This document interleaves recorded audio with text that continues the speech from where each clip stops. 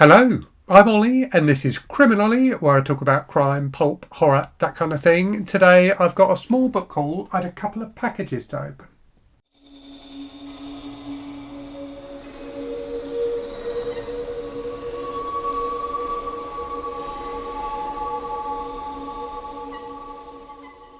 So it's not been very long since my last book haul video, but I have picked up a few things recently which I thought I would show you today. And most interestingly of all, I've been sent two packages. I'm not really sure what's in either of the packages. I've got kind of an inkling on one of them, but the other one is a complete mystery to me. So we can open those together in this video. But first, let me go through the books I've picked up myself. So I was in a charity shop the other day and they had a 3 for £1 deal, which I could not resist. So I picked up three nice old thrillers from kind of the 80s and 90s. So I picked up Driving Force by Dick Francis. I talked about Dick Francis recently. I read one of his books, Proof, in June and really enjoyed it.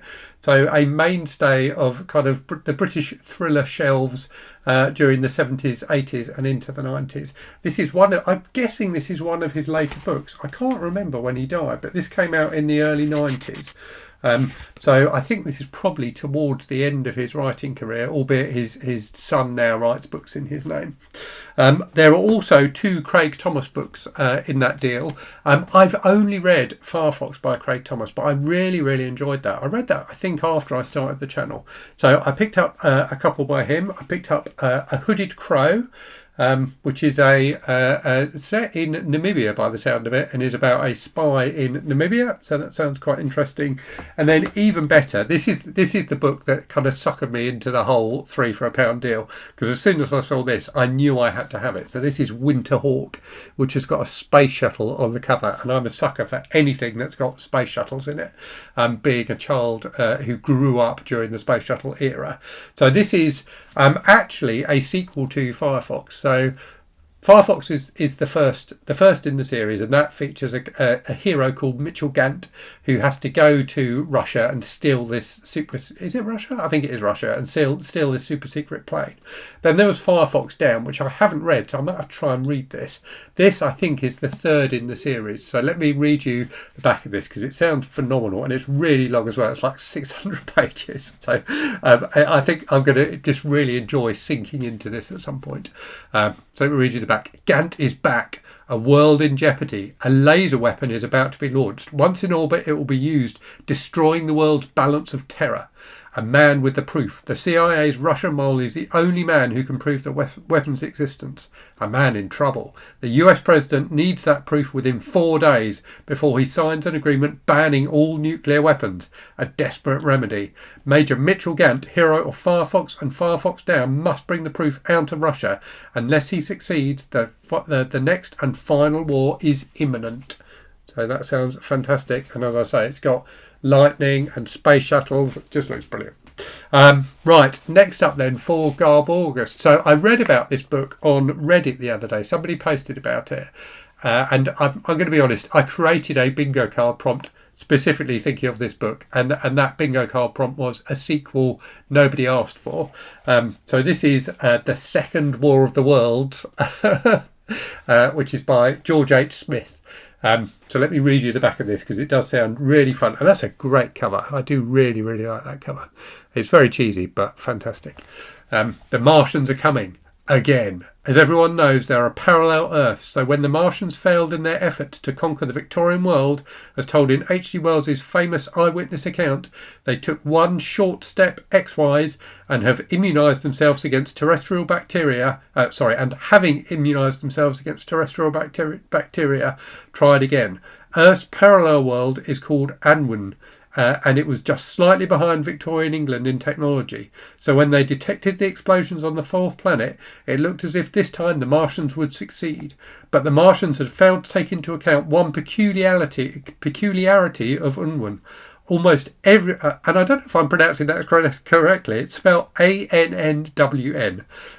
Almost everything was the same as Earth, but there were certain curious scientific differences. Find out for yourself in this delightful, action-packed new novel of the second invasion from the Red Planet. So it does look brilliant. I always like looking in the back of these old books to see what books get advertised at the back. So this has got adverts for the Gore books by John Norman, and also a book by John Norman called Imaginative Sex, a study of the sexuality of male and female, which leads to a new revelation of sensual liberation.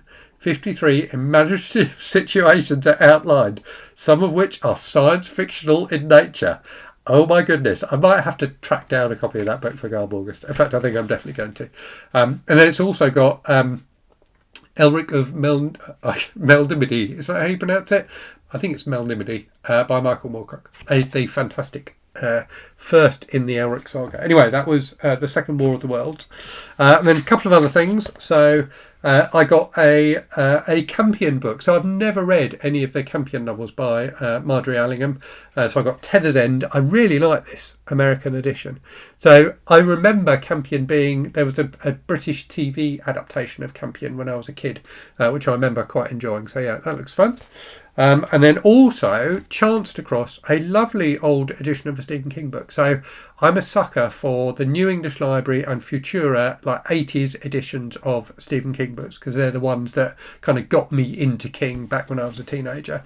So when I found this copy of Different Seasons, which is still in pretty good nick, I had to grab it. I always love that cover. I think it's fantastic. So yes, I will enjoy rereading that at some point. Right, moving on then. So firstly, a couple of things that were sent to me by a viewer, Franz, who sent me a fantastic email, a lovely email the other day, saying basically like reminiscing about an old book. So he told me the story of a family holiday in the 1970s in, I think it was in Bournemouth. And he and his family chancing at like finding this second-hand bookshop and finding in it this book, which they then read. So he read it and his dad read it and his sister read it, I think. And they all really, really enjoyed it at the time. And then like 40 years later, them being together as a family and reminiscing about that book and him then trying to track down a copy of it. None of them could remember the author or the title. So he spent hours trying to track it down based on vague descriptions of the plot from what they could remember. And he eventually managed to do it. He sent me an email about it and it sounded fantastic, and he offered to send me a copy, which I very gratefully received. So this is that book. It's The Missing and the Damned by Jonathan Steele, and as you can see on the cover there, it's about the Vatican's £30 million cache, the raid, the robbery, the abbey, the horrors revealed. Apparently it was soon to be a major film. I don't think that major film ever happened. And the back of this book, which is published by a company, so I don't think you can see on the side there, there's no publishing, like no publisher mentioned on the side there or on the back. When you open it up, it's published by a company called Winston Publications, who are housed in 16 Garnet House in Brighton, which is very close to me, so that's a nice connection. But yeah, it says on the back, the writer of this book had to go into hiding, which I do not believe for 1 minute. I think Fran said he tried to find out more about Jonathan Steele, and there was nothing else. So Jonathan Steele, whoever Jonathan Steele really was, I suspect it's a pseudonym. It certainly sounds like one. Only wrote The Missing and the Damned. But let me read you the blurb on the back as well, because it's wonderful and it doesn't tell you anything about the book at all. When bank managers, accountants and Mr. Average Reader says, I lost an entire night's sleep over this story, or I went 4 stops past my station, or I read it eating breakfast, lunch and dinner and right on through my favourite TV programme, we hope you agree with them that this is the make you think thriller of the decade. So yeah, it feels like a small-time publisher picked up this book, covered the cover of it with loads of hyperbole, and certainly Franz sounds like he enjoyed it. So I'm really looking forward to reading this, and I will let you know what I think when I have done that. Franz also sent me a book that he wrote, which looks fantastic. So this is British Thrillers, 1950 to 1979, 845 films of suspense, mystery, murder and espionage by Franz Anthony Clinton, as you can see on the cover there. So this has got some wonderful like film posters and movie stills and things like that, and it really looks fantastic. and looks really like detailed and really well researched. So I really enjoy those kind of old British thriller movies, having grown up watching them on TV. So yeah, very much looking forward to reading this. Look at that poster, it's wonderful. So yeah, love that. So thanks very much for that, Franz. Right, let's get into the packages then. So I've got 2 packages here. So the top one is from Dave Brzezinski, who's one of the publishers of the fantastic Occult Detective magazine, which I've featured on the channel a few times. A really great publication. I'll leave a link to their website in the description to the video, but you can find it on Amazon as well. So they publish like short fiction in the occult detective subgenre, as well as articles about occult detective stories. Always really, really entertaining. They're great kind of short horror stories. So he sent me this package, and then Mark, one of my viewers, sent me this larger box. So let me open Dave's one first, and then I'll talk about what I think is in Mark's box. So yeah, Dave said he'd found some interesting stuff for me, but I've got no idea what is in here. So let's have a look together.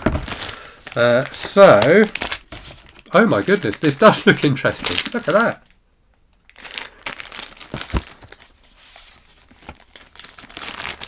So there's a little note here saying there are 5 cheesy old digests that I know you will love. He was right. Right, let's have a look. So, wow, these look amazing. Okay, so we've got Depth Charge. Can you see that? That is glorious. Does it have any information about when it came out? So this is Sea War Stories. It was 1 shilling. I think that means 1 shilling. Someone who knows how the old money worked can tell me. It's lost its back cover, sadly. Wow, this looks amazing. Yeah, it doesn't say when it came out, but it's from the Sea War Library. New titles every month. 64 pages, on sale everywhere. So very similar in size to the Commando comics that I enjoy so much. Slightly different dimensions, but 64 pages, which is the same as the Commando comics. Oh no, they're 63 pages, sorry. So yeah, this looks wonderful. And you can see there's a advert for another one at the start there. So this looks phenomenal. We've then got from the Oracle Library, this was 8p, Mark of the Swastika by Kitty Lorraine, which again looks absolutely glorious. That cover is wonderful. So this is, I'm assuming, just a short novel. Yeah, just a short, interestingly published novel. Oh wow! Okay, look at this. It's an advert for a cigarette advert with Marilyn Monroe, recommending gentlemen prefer blondes and blondes prefer Hiltone, a brand of cigarette. Oh no, it's not. I saw the little box and assumed it was a brand of cigarettes. It's actually a brand of hair dye by the sound of it.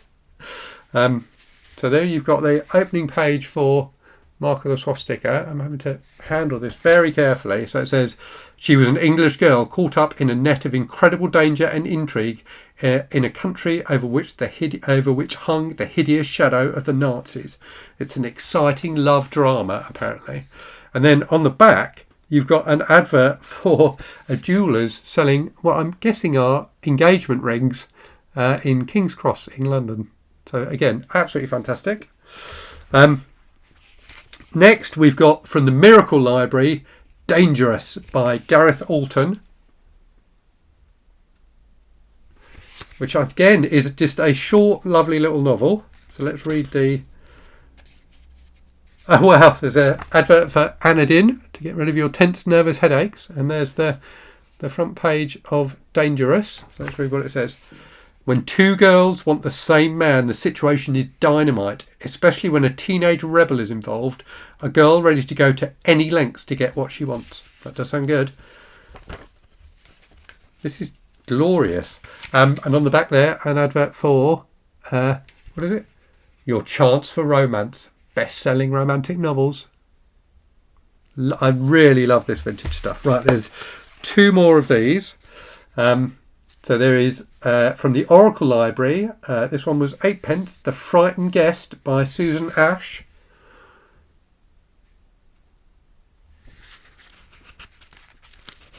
Oh, this one you can't quite tell from the cover, but it's somewhat chewed by something.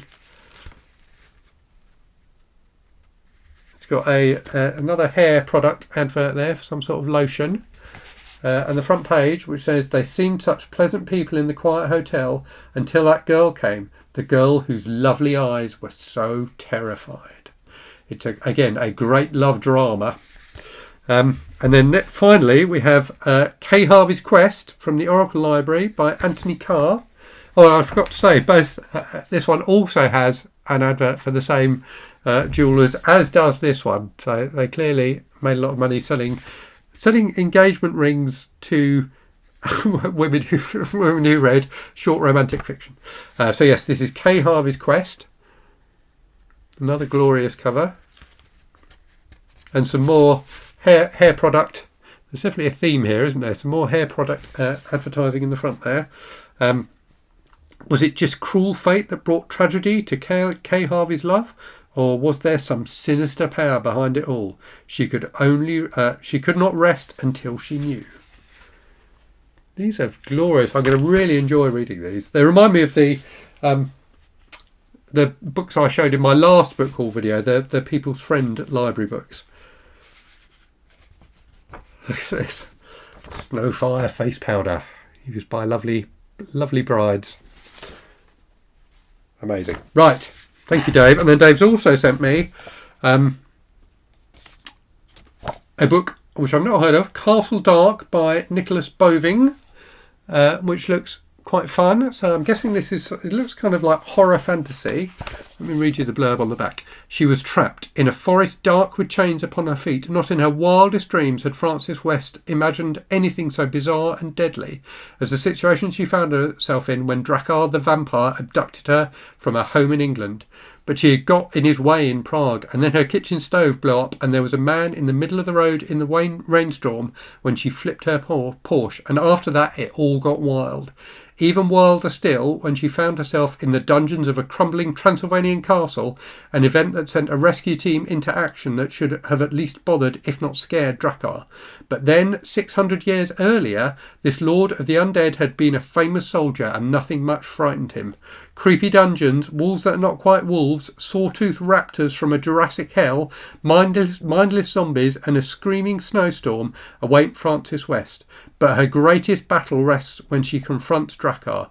Can she resist his attempts to steal her mind, to drain her life force? Is Frances West enough to bring this monster's reign of terror to an end? I suspect she is. But that looks fantastic. That sounds really, really fun. So thank you, Dave, for these. These are all absolutely wonderful. I shall definitely enjoy reading those. Let's put those safely up there. Right, so that brings me on to the box from Mark then. So Mark is a viewer. We chat sometimes over email, and he contacted me a while ago to say he'd ordered a special edition book from the States, and when it arrived it had been slightly damaged in transit, and the publisher offered to send him a replacement copy because of that. Would I like the original copy? So I said, "That's super kind of you. Thank you very much." He hasn't told me what the book is. He's just told me it's by an author that I've read and enjoyed. And he's also put in this box, he's told me, I think 3 paperbacks and 3 comics, which he thinks I will enjoy. So let's get it open and see what's inside. And thank you again very much, Mark, for sending this through. Right, so... Okay, right, there's lots of styrofoam packaging in here, so let me try and avoid that. So, right, so we have got 3 Doctor Who books, which look glorious. So we've got Doctor Who and the Face of Evil by the great Terrance Dicks. That's a wonderful cover. I'll read you the back of at least one of these. Doctor Who and the Terror of the Autons, also by Terrance Dicks. And Doctor Who and the Daleks by Derek Whittaker. Let's read you the back of Terror of the Autons. The evil master leered at the Doctor. The Master, if you don't know, is like a recurring villain in the Doctor Who. Excuse me, lost my words there. The Doctor Who universe. The evil master leered at the Doctor and triumphantly pointed out of the cabin window the many-tentacled Nestine monster, spearhead of the second Auton invasion of Earth, crouched beside the radio tower. Part crab, part spider, part octopus, its single huge eye blazed with an alien intelligence and deadly hatred. Can the Doctor outwit his rival Time Lord the Master and save the Earth from the Nestine horror? My money is on yes, he can, but I shall enjoy reading that story to find out. And this has just reminded me that yesterday I bought a Doctor Who book as well, which I was supposed to show you in this book haul, and I didn't. So after I've opened this box, I'll have to find it and tack that bit onto the end. So apologies for that. I don't know where I put it. Right, so let's put those down. Let's take out some of this packaging. There's a note from Mark there, which I will read later. So this, I think, is the book, which is huge. I have no idea what this is, but it's huge and very carefully wrapped. Oh my goodness, this really is a very, very fancy special edition.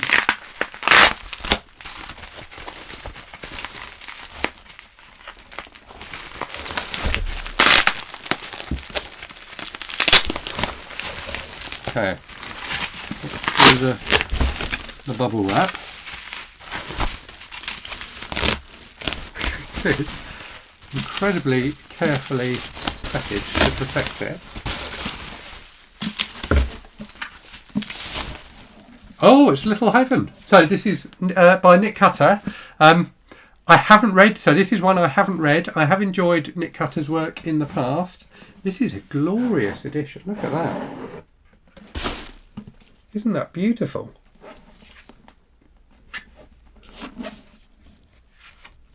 Oh, wow. Look at that. So this is from Earthling Press.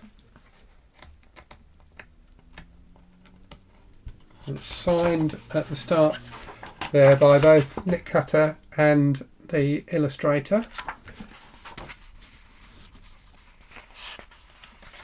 This is one I've been really wanting to read, actually. I've heard very good things about this one. This is just gorgeous. Thank you so much for this, Mark. Oh, wow.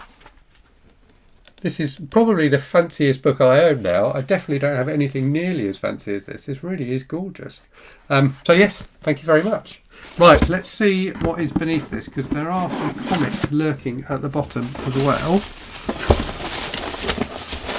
Ah, some Commando comics, some old Commando comics by the look of it, because this one was only 60p and they're about £2.75 a time now.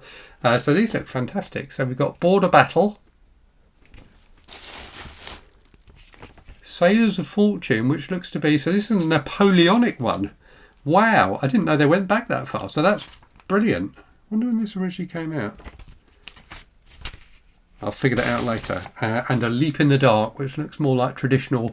Oh no, this is a First World War one actually. So not, you know, commandos normally in the Second World War. So yes, fantastic. Thank you so much. Really do appreciate that, Mark. That was incredibly kind of you.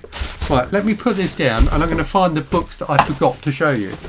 Okay, so these are the other two books I have to show you. They'd fallen off the stack that I'd put aside to show you in this video today. So the first of those, the one I remembered, is Remembrance of the Daleks by Ben Aronovich. So Ben Aronovich, best known for writing the Rivers of London series, but also writes stuff for Doctor Who.